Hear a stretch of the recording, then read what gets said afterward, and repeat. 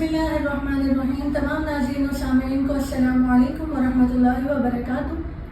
अलमीनिया online academy के तहत होने वाले प्रोग्राम तफहीम हदीस में आपको एक बार फिर खुशामदीद कहते हैं और हमारी किताबुल रिकाक की अहादीस का बयान जारी व सारी है।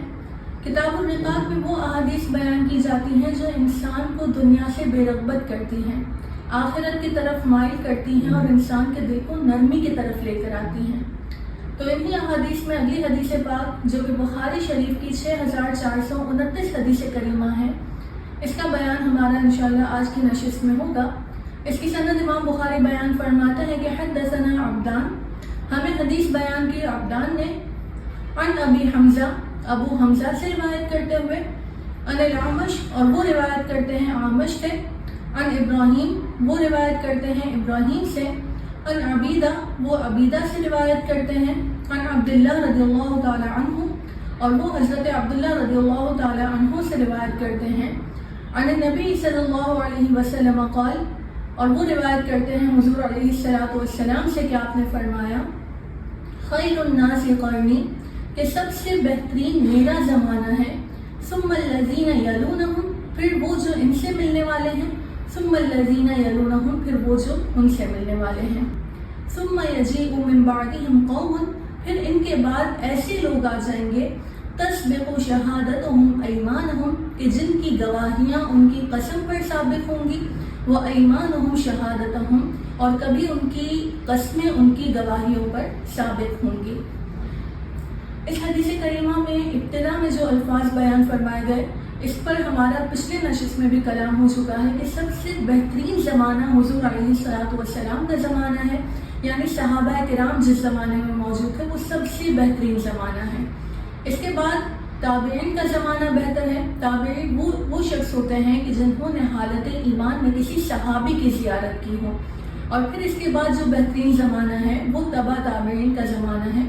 तबा ताबीईन वो फ़र्द होते हैं कि जिन्होंने हालत ईमान में किसी ताबीई की ज़ियारत की हो।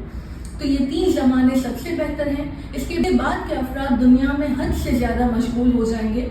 तो इसका जिक्र पिछली हदीस पाक में भी आया और इस हदीस में भी हुजूर ने फरमाया कि इन ज़मानों के बाद ऐसी कौम आ जाएगी कि जो कभी गवाही देगी, कभी कसम खाएगी, हत्ता कि उनकी कस्में उनकी गवाहियों पर सबकत ले जाएंगी, कभी उनकी गवाहियाँ उनकी कस्मों पर सबकत ले जाएंगी। लाइल्मी का यह आलम होगा कि उन्हें मालूम ही नहीं होगा कि इस मसले में मुझे कसम खानी चाहिए या मुझे गवाही देनी चाहिए।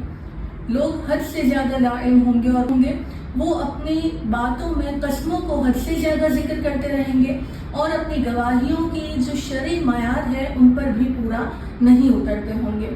उनके अंदर हिर्स इस कदर होगी कि फ़कत दुनिया के लिए वो कुछ भी करने को तैयार होंगे।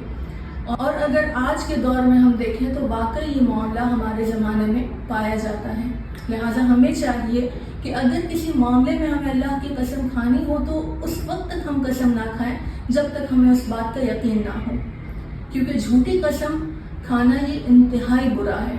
और अगर मुस्तक़बिल के हवाले से झूठी कसम खाई गई कि मिसाल के तौर पर किसी ने कहा कि मैं फ़लाँ से बात नहीं करूँगा या करूँगी, अल्लाह की कसम मैं फ़लाँ से बात नहीं करूँगी, और आइंदा उससे वो बात कर ली, तो फिर ऐसी सूरत में उसे कफ़ारा भी देना होगा।